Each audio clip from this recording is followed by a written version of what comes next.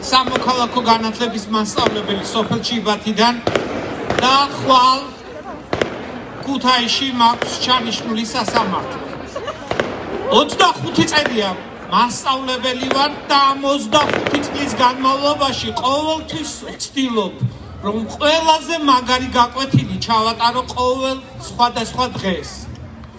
ჩემთან ერთად ხვალ სასამართლოზე მომღერალი ნინო ქათამაძე, ფსიქოლოგი მაია ცირამუა, ჟურნალისტი გელა თივლიშვილი და სხვადასხვა ჟურნალისტები, ასევე სამოქალაქო აქტივისტები 9 ადამიანის სასამართლო პროცესს შეუერთდებით და მე სუდი მოლოდინი მაქვს, შეიძლება დაგვაპატიმროს კიდევაც და ძალიან სამწუხაროა, რომ 25 წელია ყოველთვის ვცდილობ კარგი გაკვეთილი ჩავატარო.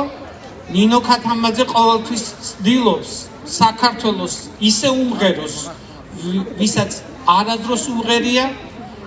მაია ცირამუამ საოცარი ფსიქოლოგი არის და საოცარი ტრენინგები ჩაატაროს.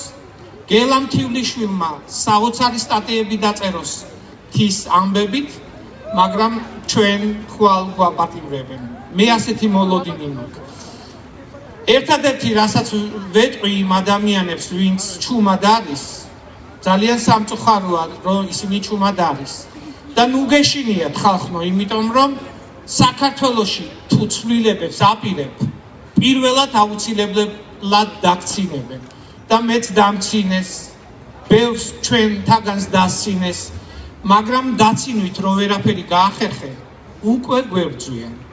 ეს ბრძოლა არის სწორედ როდესაც უკვე სასამართლოში გიბარებენ, მაგრამ ყველაზე კარგი ეტაპი ამ ბრძოლის არის, როდესაც მესამე ეტაპია, რომელშიაც შენთან ერთად დგებიან და ერთად ბრძოლობთ.